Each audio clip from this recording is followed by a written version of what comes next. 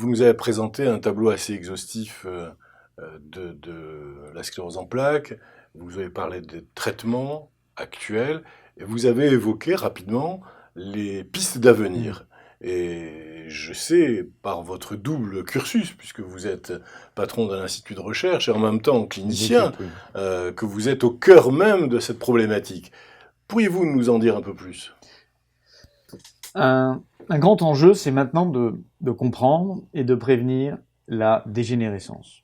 Donc, euh, comment protéger les neurones de cette dégénérescence? Comment favoriser la réparation des gaines de myéline qui ont été touchées, détruites au cours de la maladie?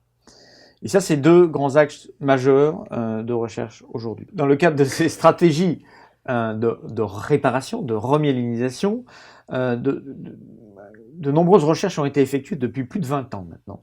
Et on a beaucoup mieux compris les mécanismes de la destruction des gaines et de leur régénération. Alors pendant très longtemps, ça a été très frustrant puisque on faisait beaucoup d'expérimentations et on se disait un jour ce sera un traitement, mais ça reste de l'expérimentation. Aujourd'hui, la réalité est qu'on n'a pas encore de traitement validé sur la régénération des gaines de myéline, mais on a passé un cap très important, c'est qu'on a identifié les stratégies de traitement et on est au stade des essais cliniques. C'est-à-dire que maintenant, on développe des essais cliniques chez les patients pour mesurer pour valider quelle serait la meilleure stratégie pour réparer la gaine de myéline, soit en facilitant sa régénération spontanée, puisqu'il y a des capacités de régénération chez les individus, mais qu'elles sont insuffisantes, soit en important des cellules de l'extérieur qui favoriseraient une réparation qu'on appelle exogène. Ça, c'est une stratégie qui est un petit peu plus à long terme, mais aujourd'hui, on considère qu'il y a plus d'une trentaine de molécules qui sont candidates à des essais de phase 2, c'est-à-dire des essais d'études thérapeutiques en phase précoce. Alors, l'autre question, c'est comment va-t-on mener ces essais thérapeutiques? Et c'est pour ça aussi qu'on développe des outils, des biomarqueurs d'imagerie qui permettraient de mesurer ces mécanismes au sein du système nerveux au fur et à mesure qu'ils surviennent et qui permettraient d'évaluer ces médicaments.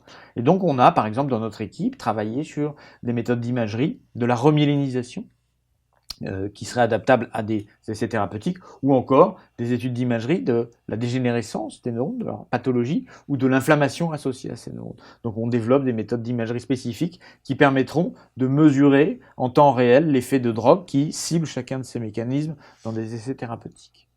Voilà les principales voies de traitement, enfin de recherche, sachant que pendant 20 ans, on a aussi évidemment fait, et on continue à faire beaucoup de recherches sur les mécanismes inflammatoires. Et là, je vous disais, on a déjà maintenant de nombreuses molécules qui ont été validées.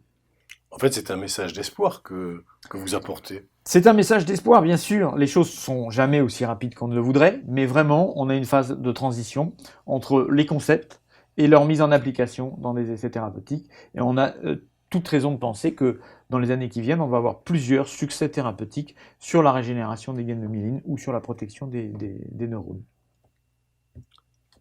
Professeur Bruno Stankov, c'est une merveilleuse conclusion. Je voudrais vous remercier Merci au à nom de vous. toute l'équipe de Live Doctor, mais au nom de tous les téléspectateurs qui vous auront suivi avec beaucoup d'intérêt. Vous avez apporté avec beaucoup de clarté des explications parfaites sur la sclérose en plaques. Nous nous sommes servis de votre double cursus de chercheur et de professeur de médecine. Merci à vous. Merci, je vous en prie.